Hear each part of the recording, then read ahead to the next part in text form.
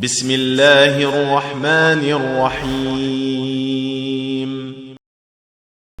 بسم الله الرحمن الرحيم الحمد لله رب العالمين والصلاة والسلام على نبينا محمد وعلى آله وأصحابه أجمعين أما بعد يقول المؤلف رحمه الله تعالى وأنه يرى بلا إنكار في جنة الفردوس بالأبصار كل يراه رؤية العيان كما أتى في محكم القرآن وفي حديث سيد الأنام من غير ما شك ولا إبهام رؤية حق ليس يمترونها كشمس صح لا سحاب دونها وخص بالرؤية أولياؤه فضيلة وحجبوا أعداؤه وكل ما له من الصفات أثبتها في محكم الآيات أو صح فيما قاله الرسول فحقه التسليم والقبول نمرها صريحة كما أتت مع اعتقادنا لما له اقتضت من غير تحريف ولا تعطيل وغير تكييف ولا تمثيل قولنا قول أئمة الهدى طوبى لمن بهديهم قد اهتدى وسمي ذا النوع من التوحيد توحيد إثبات بلا ترديد قد أفصح الوحي المبين عنه فالتمس الهدى المنير منه لا تتبع أقوال كل مارد غو مضل مارق معاند فليس بعد رد ذي التبيان مثقال ذرة من الإيمان деп тұр шейх. Айтады Аллах табарака ва тағала, яғни шейх рахималлаху тағала Аллах субхану тағала сипаттары туралы соңғы тақырыпты келтірді және де осы бапты жалпы тобықтай түйін түсіндіріп кетті бізге. Ол айтады, яғни соңғы келген нәрсе, мәселе, сипатқа байланысты, ол Аллах субхану ва тағаланы көру сипаты. Шейх айтады, Аллах табарака ва тағала Жаннат фирдаусында Аллах субхану тағаланы адамдар көздерімен көреді деп тұр. Бұл нәрсе туралы Аллах субхану тағала Құранның мұхкам аяттарында айтқан деп тұр шейх. Және де адамдардың қожайыны болған, яғни адамдардың ең жақсы болған пайғамбар саллаллаху алейхи уассаламның хадистерінде келген. Және де бұл нәрседе ешқандай күмән күдік жоқ деп тұр. Және де ол ақиқи көру, адамдар дәл ашық аспанда күнді көргендей Аллах табарака ва тағаланы көреді. Және де бұл көрумен Аллах субхану тағала өзінің әулие құлдарын ғана жекелеген, яғни оны тек қана мұсылмандар, момындар ғана көреді, ал Аллахтың жаулары оны көрмейді. Бұл руя туралы айтқаны. Содан кейін осы баптың, яғни асма ва сифат бабының жалпы тобықтай түйінін айтады.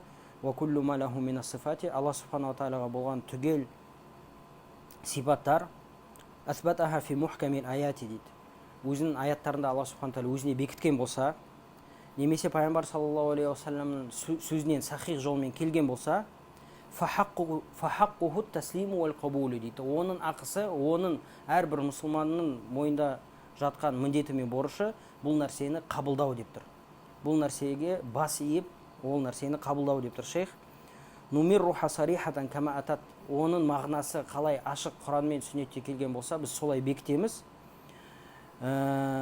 Ма'атиқадина лима лаху иқтадат дейді. Және де бұның мағыналарын біздер мағыналарына сенеміз, бекітеміз деп тұр.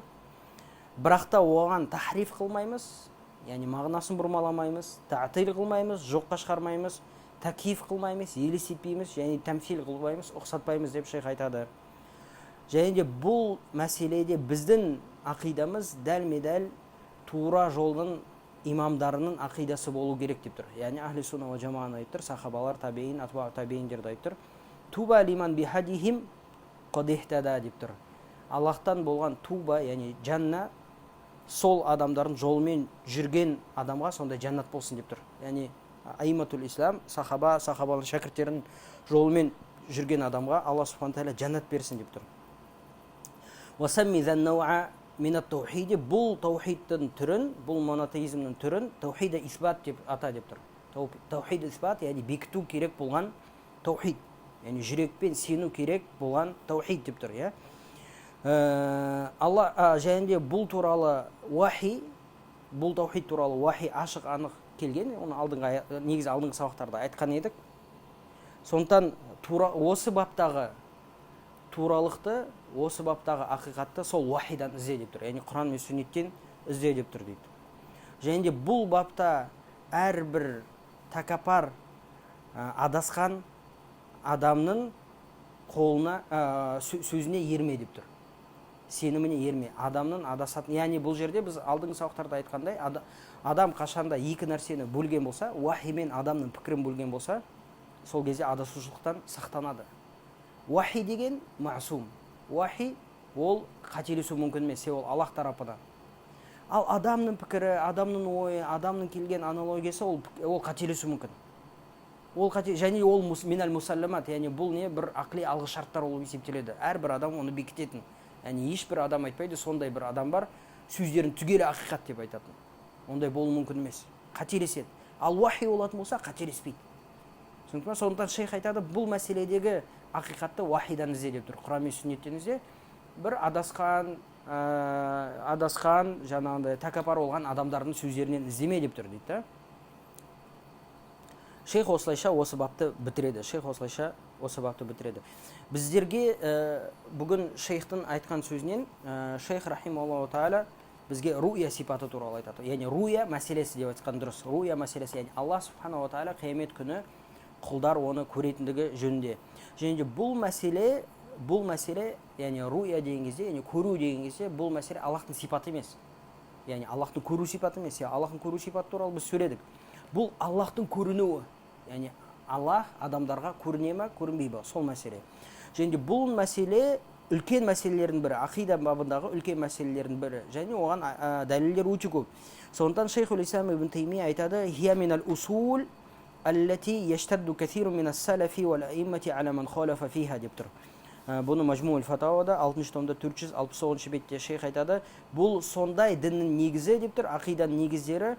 Бұл негізде қарсыласқан адамдарға салафтар, яғни мұсылмандардың алғашқы буындары мен имамдар сол қарсыласқан адамдарға қатты сөгетін болған сол адамдар деп айтқан. Басқа жерде шейх рахимахуллаху тағала айтады: "Мас'алату руя канат хия акбарул масаилил фариқа байна суннатил мусбитати ва байнал джахмия" деп тұр. Бұл руя, яғни Аллах субхана тағала көру, ол сондай мәселе, үлкен мәселе. Және бұл мәселе арқылы біз сүннет иелері мен жахмияның ерушілерін ажыратып аламыз деп тұр шейх рахматуллахи алейхи. Сондықтан айтады шейх: "Хатта кана уламаул хадис ва сунна юсаннифуна ал-кутаба фил исбати ва яқулуна китабур руя ва радду аля al-жахмия". Соншалықты, яғни бұл мәселенің маңыздылығы соншалықты деп тұр. Кейбір аималар кітаптарын жазған кезде, жалпы сипат жөнінде кітаптарын жазған кезде, кітаптарын қалай айтатын болған? Руя, яғни Аллахты көру, және де рад аля al-жахмия, және жахмиялардың күдік күмәндарына жауап беру деген кітаптарды солай атайтын болған. Бұны шейх ибн Таймия Баян Талбис Жахмияның 1-ші томда 439 бетінде айтады рахимахуллаху тағала. Және де шейх рахимахуллаху тағала, яғни шейх ибн Таймия бұл руя мәселесін қаяқтан шыққан мәселе, яғни біз тарихи негізін білу керекпіз, хронологиялық негізін қарайтын болсақ, бұл мәселе, яғни руя мәселесі, бұл негізі жахмилер алғашқы уақытта олар Аллахтың жоғарылда екен жоққа шығарады, үлу екендігін жоққа шығарады. Үлуда екен, яғни жоғарда екендігін жоққа шығарады олар жахмилер, бірақ олар оны ашық айта алмайтын болған, Аллах субхана тағала жоғарда емес деп. Неге? Себебі оның дәлелдері өте көп Құранда, сүннетте өте көп, және ақли дәлелдер өте қатты болған. Және оны айтатын болса, бүкіл мұсылмандар, тіпті мұсылман емес, бүкіл дін иелері оларға жаңағыдай олардың дұрыс емес екендігін баяндар еді. Сондықтан олар үлу бабын азайтып, яғни сөйлеуді азайтып, үлу бабында Аллахтың жоғарда екендігін азайтып, не туралы сөйлеген? Руя туралы сөйлеген. Аллах көрінбейді деген нәрсеге сөйлеген. Неге? Себебі оның дәлелдері азырақ Құран мен сүннетте, шынымен, яғни санақ бойынша қарайтын болсақ. Және де ақли дәлелдері сәл қиындау. Өте қиын емес, сәл қиындау да. Сондықтан осы баптан кір алады. Неге? Себебі Аллах көрінбейді деп айтатын болса, яғни ол жоғарда емес болып шығады. Сондықтан Аллахты көру осы мәселемен үлу Аллахтың жоғарылығы екеуі байланысты мәселе. Соны шейх ибн Таймия айтады. Сондықтан имам Ахмад рахимахуллаху тағала нақыл деп айтқан: "Ман анкара руя фахуа жахмиюн муаттил" деп айтқан. Кімде-кім Аллахты қиямет күні көрінбейді деп айтатын болса, бұл жахми муаттил. Яғни бұл жахми софанның артына еруші, және де бұл Аллахтың сипаттарын жоққа шығарушы деп айтқан. Бұны имам Ахмадтан, имам Дарими, Усман ибн Саид ад-Дарими Нақд ал-Мирриси деген кітабында бірінші том 209 бетінде келтірген. Және бұл мәселеге ғалымдар өте қатты көңіл бөлген. Дәлелдері туралы қазір сөйлесеміз. Бірақ жалпы ол маңыздылығы туралы айтайық. Сондықтан имам Ахмад рахималлаху тағала, имам Ахмадтың баласы Абдулла имам Ахмад туралы айтады: "Раайту аби юсаххихул ахадис аллати турва ани наби саллаллаху алейхи ва саллям фи руяти ва язхабу илейха ва жама'аха фи китабин ва хаддаса бихи." Мен әкемді көрдім дейді. Яғни Ахмад ибн Хамбалды бұл пайғамбар саллаллаху алейхи ва салламнан риуаят қылынған Аллах көрінеді дейтін хадистерді бір жинап, және де оны сахих деп бекітіп, және де бұл хадистерді адамдарға риуаят қылатын деп айтады. Риуаят қылатын. Яғни бұл не деген сөз? Осы мәселенің маңыздылығына дәлел. Бұны Абдулла жаңағыдай өзінің Сунна кітабының 1-ші томында 229 бетінде айтады. Абул Хасан ал-Аш'ари рахимахуллаху тағала ол кісі де айтады: "Ва аллафту китабан фи руяти нақабту бихи и'тирадатин и'тарада биха алейна ал-му'аттилату фи мавади'a мутафарриқатин мин кутубин жама'аха Мухаммад ибн Амр ас-Сайрами ал-Му'тазили" деп айтады. Яғни тіпті Абул Хасан ал-Аш'ари айтады: "Мен руя туралы, яғни Аллах субхану тағала қиямет күні көрінеді деген мәселе туралы бір бөлек кітап жаздым" дейді. Не үшін? Бұл кітап арқылы мен Му'тазилалардың күдік күмәндарына жауап бергім келді деп тұр. Және бұл күдік күмәндарды бір кітапта Мухаммад ибн Амр ас-Сайрами ал-Му'тазили деген кісі жинаған еді.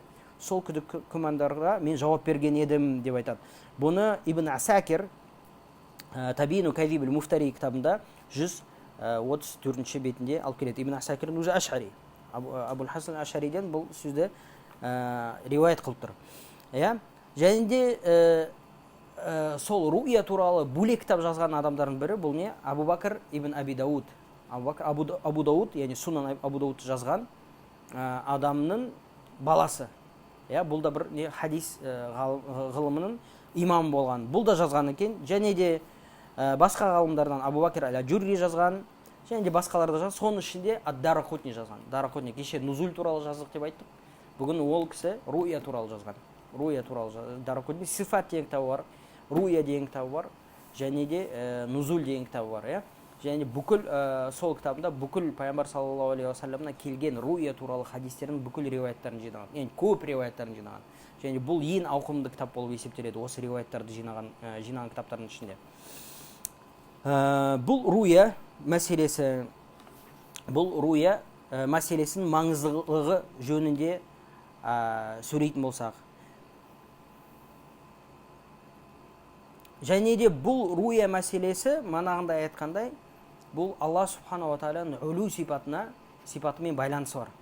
Жоғарда деген сипатымен байланысы бар. Және де бұл руя мәселесінде Ахли сунна уал жамааттың ақидасы қандай екен? Аллах табарака ва тағала көзбен көрінеді, бірінші мәселе. Ал адамдар көздерімен көреді. Яғни қайтадан байқап тұрсыз ба? Көру дегенді көзбен де баяндау керекке тура келіп тұр да. Себебі біреулер көру дегеннен жүректі түсінеді екен да. Бұл не? Кәләмилер, кейбір кәләмилер. Сондықтан бұлармен сөйлескен кезде, яғни мусалламаттарда, яғни бүкіл адамдардың ақылдарында бекітілген нәрсені баяндау керек екен да, тағы да. Себебі олар ол мусалламаттармен сафсата жасайды, демагогия, софистика жасайды. Сондықтан біздер айтамыз, көру көзбен болады деп айтуға тура келіп тұр да. Көру көзбен болады деп айтуға тура келіп тұр. Себебі біреулер көру көзбен болмайды дейді екен. Бұл демагогия, бұл софистика. Және де бұл көру қиямет күні ғана болады. Яғни дүниеде Алла субхана тағала көрінбейді. Екінші мәселе. Үшінші мәселе, бұл көру бірнеше мәрте болады. Яғни қиямет күні, жаннатта, жаннаттың белгілі күндерінде, және бірнеше мәрте болады. Яғни бір рет емес деген сөз. Және төртінші мәселе, момындар Аллахты көрген кезде жоғарыдан көреді. Жоғарыда, Алла субхана тағала жоғарыда болады. Момындар солай көреді. Және бұл нәрсе Ахли сунна уал жамааттың ақидасы. Осы көру мәселесінде, Алла субхана тағаланың көру мәселесінде. Және бұл мәселеге ғалымдар ижма келтірген. Бір ауыздан ахли суннаның, ахли хадистің бір ауыздан келісім келтірген. Сол ижматы келтірген адамдардың бірі Абул Хасан аль-Аш'ари рахимахуллаху тағала.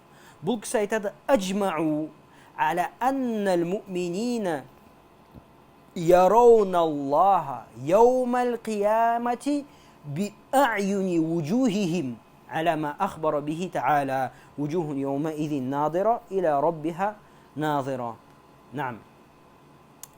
أبو الحسن الأشعري رحمه الله تعالى өзінің رسالة إلى أهل ثغر деген кітабында 134 бетінде айтады: أجمعوا, яғни сәлафтар, ахлул хадистер, яғни сахабалардың шәкірттері бір ауыздан келіскен. Не нәрсеге? Момындар Аллах тағаланы қиямет күні көздерімен көреді.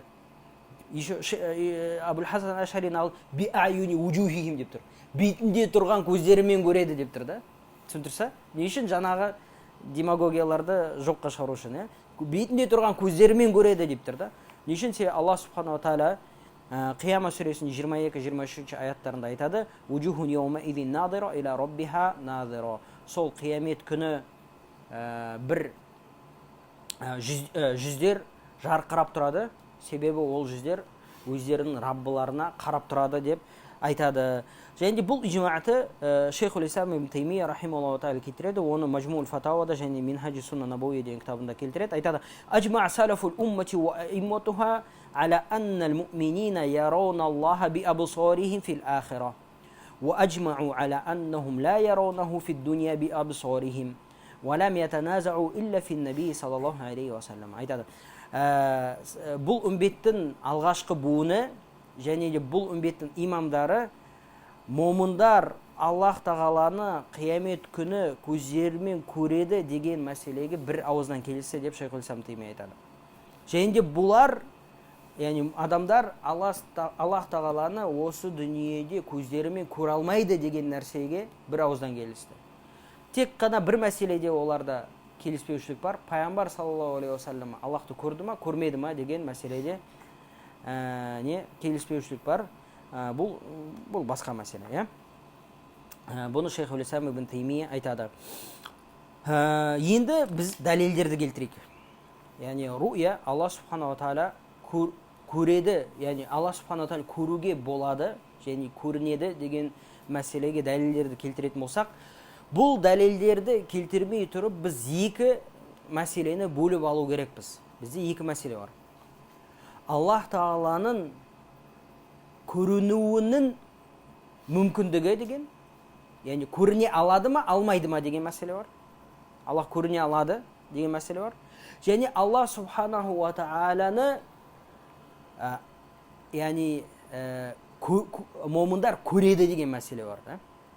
Яғни бұл көру, Аллах субханаху ва тағала көру ақиқатында орындалады деген нәрсе бар. Яғни бізде қараңыз, бірінші мәселе, көріне алады ма, алмайды ма? Бұл ақли мәселе. Көріне Аллах субханаху ва тағаланы көруге мүмкіндік бар ма, жоқ па деген ол бірінші мәселе. Ол ақли мәселе. Яғни оны мысалы көре аламыз десек те, мысалы, яғни қалай ажыратамыз бұл екі мәселені? Мысалы, көре аламыз деген өзінде, яғни адамдар Аллахты көре алады деген кезде, ол көру орындалады деген мағына шықпайды. Түсінікті ма? Түсінбедіңіз бе? Қараңыз. Мысалы айтсақ, апельсин деген нәрсе бар. Апельсин, бәріміз білеміз. Апельсин көріне, яғни адам көре алады апельсинді деген мәселе бар. Негесе апельсин бар. Апельсин бар, ол көре аламыз, дұрыс па? Бірақ біздер осыны бекіткеннен кейін, апельсинді көре аламыз дегенді бекіткеннен кейін, біз апельсинді көрдік деген мәселе шыға ма, шықпай ма? Жоқ. Көру, апельсиннің көріну орындалды ма, орындалмады ма? Орындалмады. Қашан орындалады? Ақиқатында апельсинді көрген кезде орындалады. Түсінікті ма? Осы екі мәселе. Яғни көру, Аллахтың көріну мүмкіндігі, Аллах көріне алады деген мәселе, және де Аллахтың көрінуінің орындалуы, сол ақиқатында болуы, екі мәселе. Түсінікті ма? Яғни Аллах субханала ва тағаланың көріне алады, Аллахты көру мүмкінділігі деген ол ақли мәселе. Яғни оған ақли дәлелдер келтіруге болады. Ал Аллах табарака ва тағаланы көрінуінің орындалуы бұл нақли мәселе. яғни бұл нақли мәселе, яғни Құран мен сүннетте келмеген кезде біздер оған жете алмас едік. Түсінікті ма? Түсінікті ма? Сол туралы Шейхул Ислам ибн Таймия рахималлаху тағала өзінің Баян Талбисил Жахмия кітабында 2-ші томда 428-ші бетте айтады: "Каламу салаф вал аиммати касирун фи мас'алати руя ва тақрир вujудиха бис-сам' ва тақриру жауазиха бил-ақл" деп тұр. Яғни осы үмбеттің бірінші буындары және осы үмбеттің аиммалары Алла субханала тағаланың көріну жөніндегі сөздері өте көп, яғни сол туралы көп мәселелер келген. Сондықтан Алла субханала тағаланың көрінуінің орындалуы бұл сам'i дәлелдермен келген деп тұр. Яғни Құран мен сүннеттен. Ал көріне алады дейтін нәрсе бұл ақли дәлелдермен бекітіледі депті. Яғни тіпті ақли дәлелдермен де бекітуге болады деп тұр. Көріне алады деген сөз, Және де дәл сол мәселені Ибн Қойым рахимахуллаху тағала айтады Сауаиқул Мурсала кітабында 4-ші том 1331-ші бетінде. Жарайды, енді сондықтан біз сол осыған сүйене отыра, яғни осы айырмашылыққа сүйене отыра екі түрлі дәлелдер келтіреміз. Бірінші дәлел, Аллах табарака ва тағаланы адамдар көре алады, көру мүмкіндігі бар деген мәселеге ақли дәлелдер. Бірінші дәлел бұл не ол? Әрбір өз-өздігінен болмысы бар нәрсе, аль-қойму бин-нафс деп айтады. Әрбір өз-өздігінен болмысы бар нәрсені көре аламыз.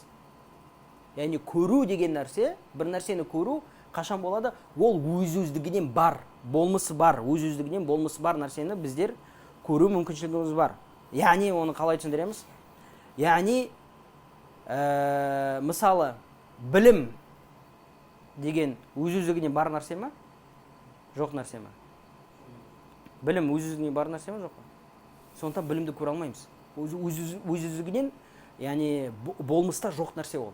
Ол міндетті түрде бір нәрсенің ішіндегі сипат, басқа нәрсенің ішіндегі сипат. Сондықтан оны көру мүмкін емес. Ал өз-өздігінен болмыста бар нәрсе, ол мысалы ағаш, өз-өздігінен болмысы бар. Жұлдыз, өз-өздігінен болмысы бар. Оны көре аламыз, түсінікті ма? Ал енді Аллах табарака ва тағала өз-өздігінен бар ма, жоқ па? Болмысы бар ма, жоқ па? Бар.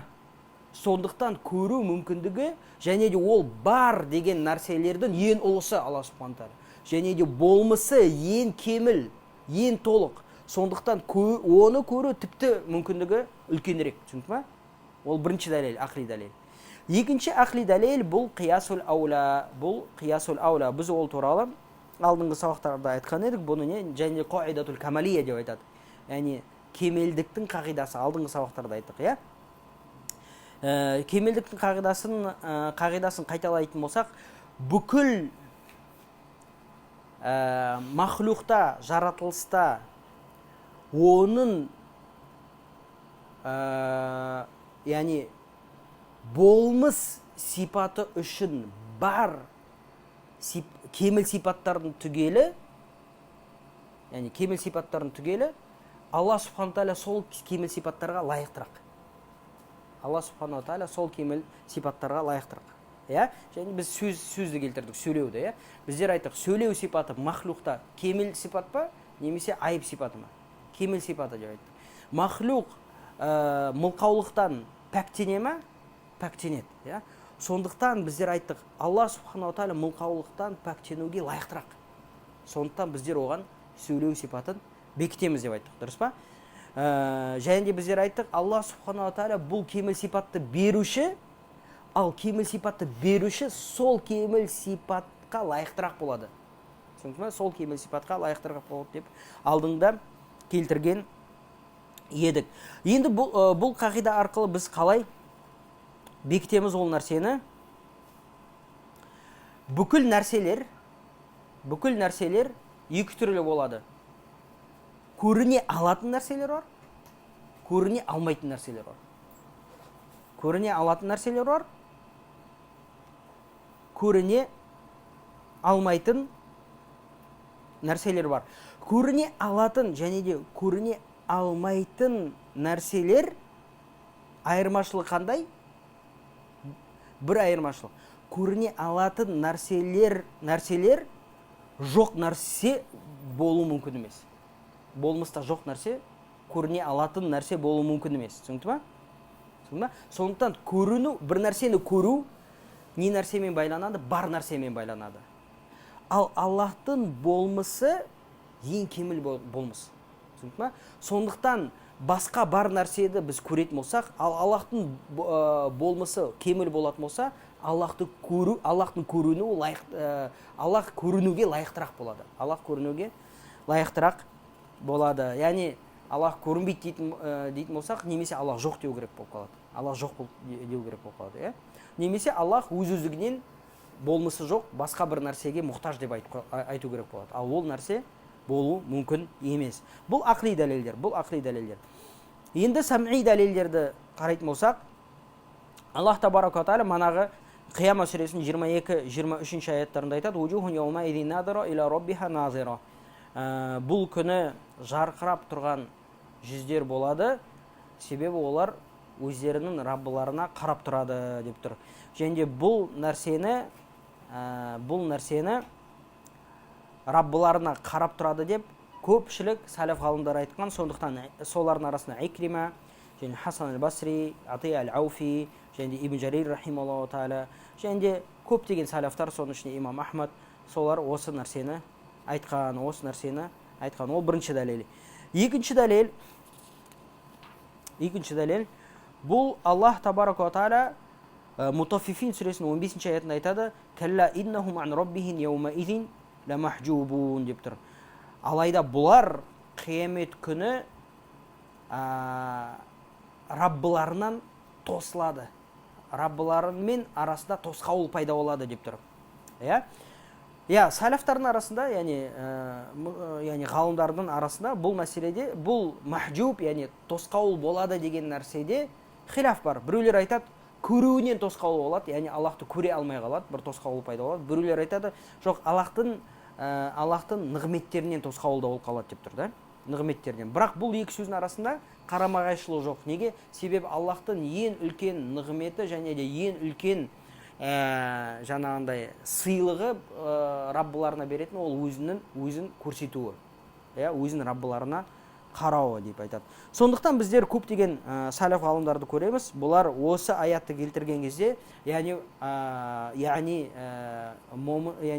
мұсылман емес адамдар Алла субханала тағала көрмейді деп тәпсірлеген.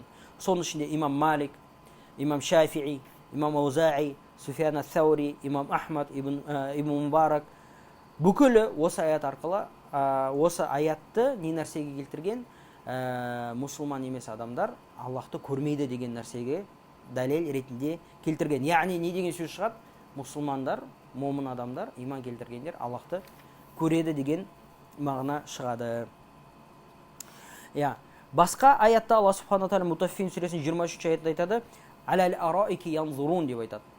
Олар жаңағындай араик дегенді қалай айтсақ болады? Мынандай яғни жататын нәрселерді, жататын диван, креслолар сияқты рахаттанып жататын жерлерде, олар, яғни момындарды сипаттаған кезде, олар сондай жататын жерлерде қарап отырады деп айтады Алла субханала тағала. Осы аятты кейбір ғалымдар не нәрсеге дәлел келтірген? Қарап отырады, олар Аллахқа қарап отырады деп айтады. Неге өйтіп келтірді? Себебі алдыңғы аятта Алла субханала тағала момын еместер Аллахты көрмейді деп тұр. Ал бұл жерде момындар отырып, сол жерде отырып қарап отырады деп айтады. Түсінді ме? Осы дәлелді мысалы Ибн Қойым рахималлаху таала өзінің Иғасатул Лахфан деген кітабында келтіреді. Және де сам'i дәлелдер одан да басқалар да бар. Соның ішіндегі біреуі бұл пайғамбар саллаллаху алейхи ва саллям айтады: "Индакум сатарауна роббакум кама тарауна ал-камара лейлатал бадр ла tudamuna fi ru'yatihi." Пайғамбар саллаллаху алейхи ва саллям айтады, бұл хадис мутаватир. Пайғамбар саллаллаху алейхи ва айтады: "Сендер Раббыларыңды көресіңдер" деп тұр.